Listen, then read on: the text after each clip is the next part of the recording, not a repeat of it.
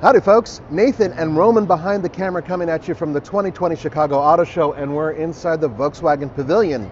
And this is the 2021 Volkswagen Atlas. And believe it or not, this is a fairly new vehicle. They've actually done quite a few updates, even though it was recently introduced. So what we're gonna do in this video is we're gonna give you a walk around, talk about what's new, read the stats, and show you the interior. You know, Nathan, I think the big news here is it's actually 3 inches longer than the 2020 model. That is correct, and that starts in the front end styling, and that has a lot to do with this new bumper and also new LED lights. So all of this front end is actually fairly new. So you do have a longer front end.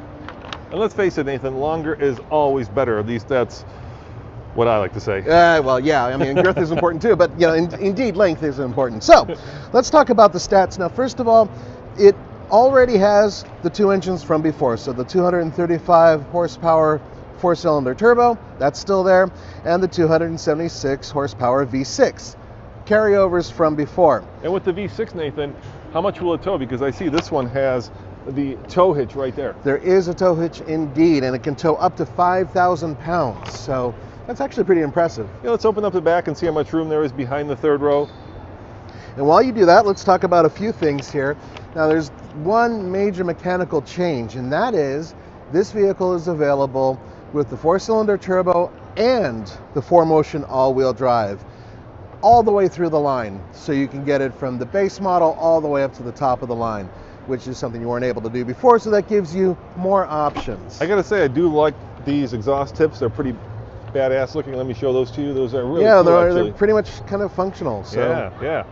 And I do love kind of the new, more aggressive look. This, of course, is the R-Line model, which you can tell by the R. Yeah, which is great for badging, wheels, and some other stuff around here, including some interior trim.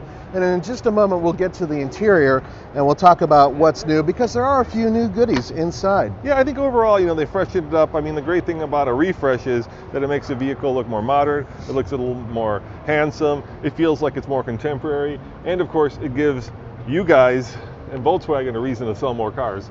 There you go, yeah. Or you guys to buy more cars. Why don't you hop in the driver's seat and we'll show them the inside. Absolutely.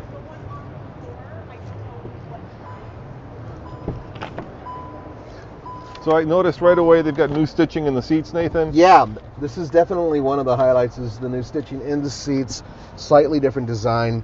This steering wheel is all new. So this is a completely different design from the old one. And I gotta admit, it's actually nice and grippy. I like it. And now you get the 8-inch standard screen in a lot more of the models, right? That is correct.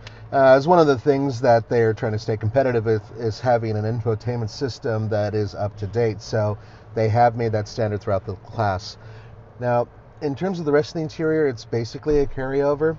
It was already a pretty decent setup, but now it's a little bit nicer. I like the stitching. I like the new steering wheel. These are some new high-quality items. Yeah, you know what is cool is that Volkswagen has extended their safety tech into a broader line of models now. So now you get autonomous braking, you get things like right there, blind spot monitoring, you know, all the stuff that basically comes standard with a lot of the Japanese models is now also standard in the Volkswagen. I think they had to do that to compete. Yeah, they have to remain competitive. There's no other way you can sell these things without doing that. And you also have to be competitive with the likes of Hyundai, who are making a ton of stuff. All right, so I have to have one of us go in the back seat. 1, 2, 3, not it. All right, you hold the camera, and I'll crawl. I'll crawl into the third row and see just how much room there is. Better you than me. All right. So first, let me try this seat. See how that is. So second row seems very comfortable. Look at the amount of headroom I have. Tons of leg room. I love this big panoramic sunroof.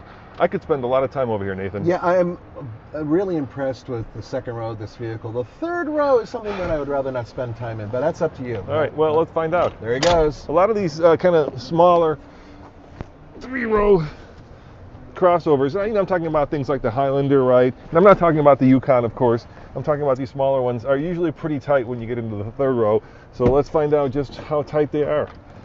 Yeah, that's my foot, Nathan. Yeah, you're not going to... That's my leg, It's not going to happen. No, it's not going to happen. But the thing is that the good news is that if you do have somebody who's taller in the third row, you can indeed move the seat forward a little bit and try to make it work between the two passengers.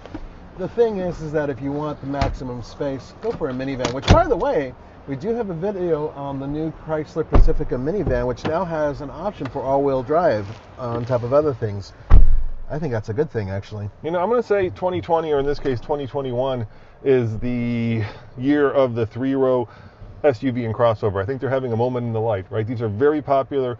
People feel like they're getting a lot of value because you can get a lot of people in here. Right. And crossovers and SUVs just keep getting bigger, dude. They do. And, you know, the sales of sedans has diminished a little bit. Wagons are nearly non-existent here in the States. So, indeed, these are the vehicles of the future, at least for the interim. You know what? I bet you if they're actually available for purchase, when can you guys actually go out and, you can see it here at the Chicago Auto Show, but when can you go out and test drive it? I believe spring. Yeah, spring. Yeah, or 2021, yeah. Fairly soon. And the good news is, as far as we know, the dynamics remain as good as they have been before, because Roman and I agree that these things drive pretty nice. Yeah, they drive. I got to take one through all of Yellowstone, and I was really impressed by just how German it is. German it is, yet American. All right, guys, well, let us know in the comments below, do you like the styling of the new Volkswagen Atlas? Remember, come back to this channel, TFL Now, because Nathan and I are heading over that way, which is the Hyundai booth. For what, Nathan? What's our next video? The Hyundai Sonata Hybrid. And keep in mind, we've been covering vehicles at the Chicago show, and there have been several, and that's all available on TFL Now. And then, of course, you can go to tflcar.com and tfltruck.com to read up on these vehicles as well. All right, guys, thanks for watching. Remember, check out